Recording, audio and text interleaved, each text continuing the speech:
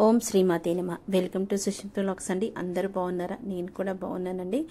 మీరందరూ బాగుండాలి, నా వీడియోస్ చూడాలి, లైక్ చేయాలి, సపోర్ట్ ఇవ్వాలండి తప్పకుండా.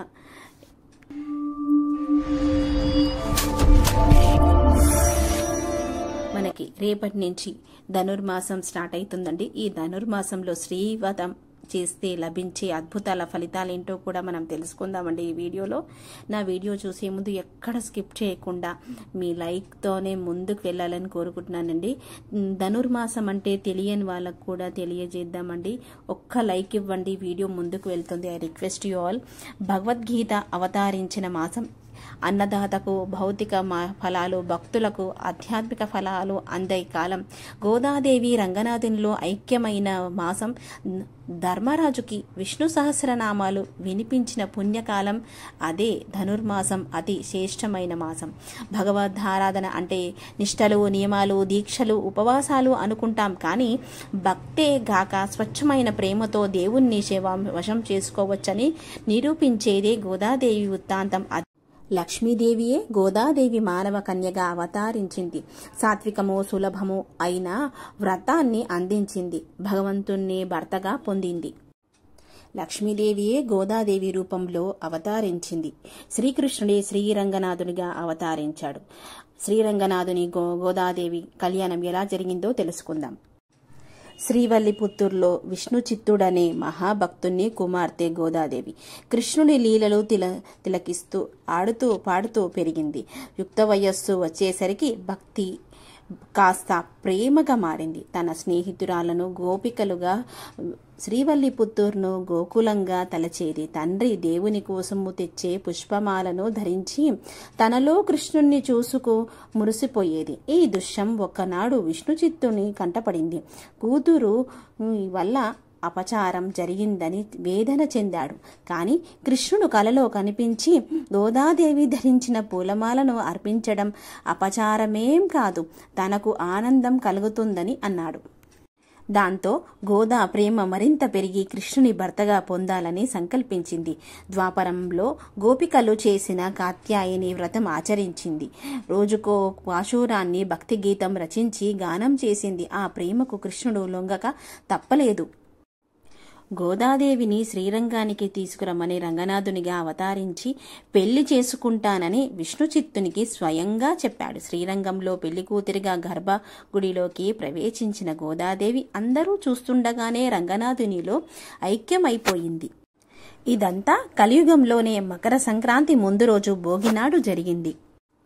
గోదాదేవి లక్ష్మీ స్వరూపమని తులసివనంలో స్వయం వ్యక్తమైనందున భూదేవి అవతారమని భగవంతునికి సమర్పించే పుష్పమాలను తాను ధరించినందున ఆముక్తమాల్య అంటారు. ఆమె తమిళంలో రచించిన పాశురాలే తిరుప్పావై. దివ్య ప్రబంధం. ద్రవిడంలో తిరు అంటే పవిత్రం, ప్రావై అంటే వ్రతం, వేదాలు ఉపనిషత్తులు సారభూతమే ఈ తిరుప్పావై. సూర్యుడు ఆయా రాశుల్లో ప్రవేశించే సమయం సంక్రమణం. ఆయా రాశుల్లో సమరించే కాలం సౌరమాసం. సూర్యుడు ధనురాశిలో ప్రవేశించే సమయం ధనుర్సంక్రమణం. ఆ రాశిలో ఉండే కాలం ధనుర్మాసం. సంవత్సరంలో ఉత్తరాయణము, దక్షిణాయనం అని రెండు భాగాలు. సూర్యుని సంచారం రెండు విధాలు.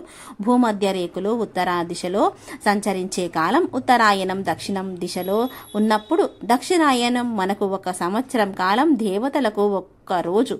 ఆయన ధనుర్మాస వ్రతాన్ని సిరినోము అంటారు. ధనుర్మాస వ్రతాన్ని ఆచరించేవారు గోదాదేవి శ్రీకృష్ణుని శ్రీరంగనాథులను అర్చించాలి. తిరుప్పావై పాశురాలను రోజుకోటి గానం చేయాలి. పొంగలి నివేదించాలి. ఈ మాసంలో ఒక్క పూట భోజనం బ్రహ్మచర్యం శ్రేష్టం. గోదాదేవి శ్రీరంగనాథుల కళ్యాణం చేయాలి. మనస్సు, వాక్కు, శరీరము అనే త్రికారణ పరిశుద్ధంగా ఉంచుకోవాలి. భగవంతుని నామకీర్తనను, పుష్పమాల కైంకర్యాలతో సులభ భక్తి మార్గాన్ని సూచించి గోదాదేవి మార్గశీరాలు అయ్యింది. ధనుర్మాస వ్రతం మార్గశీర వ్రతం. శ్రీవతం సిరినోము. సిరినోముగా పిలుచుకునే ఈ నోము ఆచరిస్తే మనస్సుకు నచ్చే వ్యక్తిని భర్తగా పొందుతారు పెద్దలు చెప్తున్నారు. ధనుర్మాసంలో ప్రతిరోజు తెల్లవారుజామునే నిద్రలేచి కాలకృత్యాలు తీర్చుకుని తలస్నానం చేయాలి. ఇంటి ముందు శుభ్రపరిచే పేడ నీటితో కల్లాపి చల్లి బియ్యపు పిండితో ముగ్గును తీర్చిదిద్ది ముగ్గును మధ్యలో ఆవు పేడతో చేసిన గొబ్బెమ్మలను ఉంచి వాటిని గుమ్మాడి బీర చామంతి వంటి పూలతో అలంకరించి నమస్కరించాలి. అనంతరము కాత్యాయనీ దేవిని షోడోపచారాలు అష్టోత్తరాలతో పూజించి నైవేద్యం సమర్పించాలి. ఈ విధంగా ప్రతిరోజు ధనుర్మాసం అంతా ఆచరించాలి. తెలుగు నాటి గొబ్బెమ్మల వ్రతంగా పేరు పండిన ఈ కాత్యాయని వ్రతాన్ని కన్యలు ఆచరించడం వలన మంచి భర్త లభిస్తాడని శాస్త్ర వచనం. పాశురాల సాయం 1 నుంచి 5 వరకు ఉన్న పాశురాలలో వ్రత విధానం గురించి, 6 నుంచి 15 వరకు పాశురాలలో తన తోటి చెల్లికత్తెలను నిద్రలేపి నందగోవుని గృహానికి వెళ్లడం, 16 పాశురాల నుంచి 17, 18 పాశురాలలో నందగోవుడు యశోదా బలరాములను మేల్కొల్పడము, 23వ పాశురాలలో మంగళ శాసనం చేయడము, 25, 26 పాశురాలలో స్వామివారికి అలంకార ఆయుధాలను పర అనే వాయుధాన్ని కోరుకుంటూ తమ శరణాగతిని అనుగ్రహించి తమ సంకల్పాన్ని నెరవేర్పమని ప్రార్థిస్తుంది. 27వ పాశురాలలో పరమాత్మకి జీవాత్మకు గల సంబంధాన్ని కూడారై ప్రసాదంతో పోల్చి వివరించింది. 30వ పాశురం ఫలశ్రుతితో భగవంతునికి మనకు గల సంబంధం తెలిస్తే కోరికలను మనం కోరుకోవలసిన పని లేదని, స్వతంత్రించి భగవంతుడిని అడిగి పొందవచ్చని తెలియజేసింది గోదాదేవి. ఈ విధంగా ధనుర్మాస వ్రతాన్ని ఆచరించడం వలన కోరిన కోరికలు తీర్చడంతో పాటు ఇహంలోకంలో సౌఖ్యము, పరలోకంలో మోక్షము సిద్ధిస్తుందనేది పురాణ కథనం. ధనుర్మాస వ్రతాన్ని ఒక్కరోజు ఆచరించడం వలన 1000 సంవత్సరాల పాటు నిత్యం వివిధ దేవతలను ఆరాధించినంత ఫలితం లభిస్తుందనేది పండితులు అభిప్రాయం. కాత్యాయని వ్రతం లేక శ్రీవ్రతం కూడా అంటారు.